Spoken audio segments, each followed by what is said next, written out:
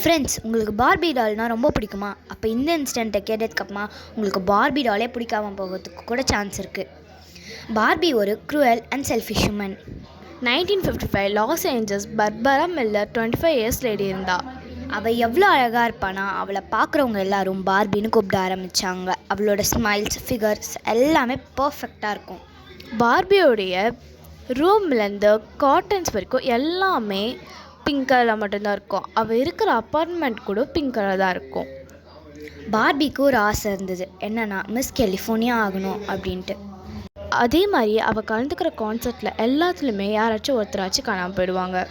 ஆனால் அவள் கலந்துக்கிற கான்செப்டில் மட்டும்தான் யாராவது ஒருத்தர் காணாமல் போவாங்க. ஒரு இன்வெஸ்டிகேஷன் பண்ணுறதுக்கோசம் ஒருத்தர் வந்தார். அவருக்கு பார்பி மேலே சந்தேகப்பட்டு அவளுடைய ரூமுக்கு போய் பார்க்குறாரு. பார்த்தா அங்கே 10 டால் இருந்தது.